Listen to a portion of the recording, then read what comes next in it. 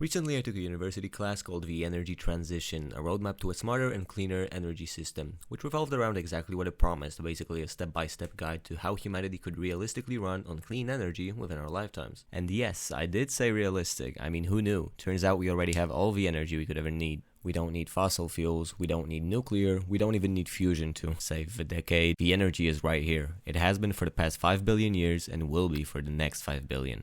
So why aren't we using it?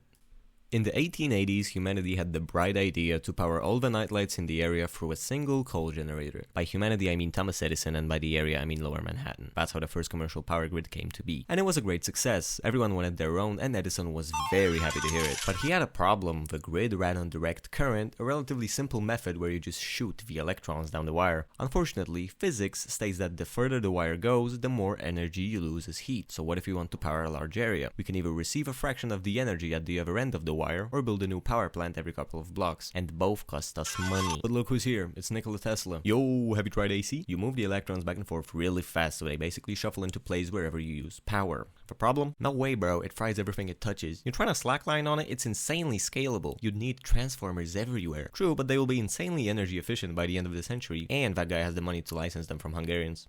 And that's how AC became the new standard, while Edison still needed some time before he addressed the, elephant in the room. Over the next 120 years, we've gotten really good at delivering energy from a big power plant to everywhere else. So good, in fact, that whatever a power plant produces, something consumes instantly, or the whole thing blows. And that's not even the most insane part, because in the meantime, we've somehow managed to completely ignore the possibility of storing energy instead. And that's okay, that's great actually, if you use fossil fuels as your energy source. Whatever happens, you can just... Or as the sun...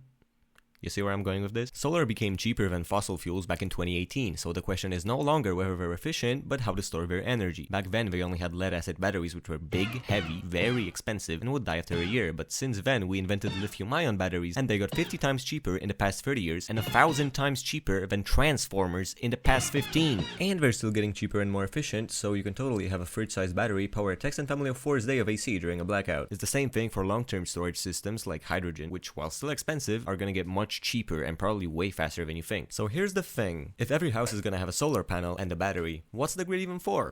A lot, actually. If it's cloudy for a few days and you're not connected, then you're cooked. The problem is that the grid was built for sending energy one way, from big plant to your crypto miner. But it's the 21st century and the game has changed. You are no longer a passive consumer. Your solar panel can power both your house and have a house couple villages over, where it's currently cloudy. Your electric vehicle can charge while it's sunny and discharge microwaves into your instant noodles at 2 AM. And the best thing is, we don't really need to rebuild anything. We just need to stop thinking of the grid like a one-directional river, but more like an ocean with lots of mostly self-sufficient islands. Meanwhile, the Dutch grid operator wants to spend 40k per household on copper. Why? You're burning money! The grid isn't the magic solution anymore, it's just behind with the times. And it's not a technology problem. The batteries are here, solar is here, the economics are here. The sun has always been here. So it's starting to seem like the only thing missing is permission.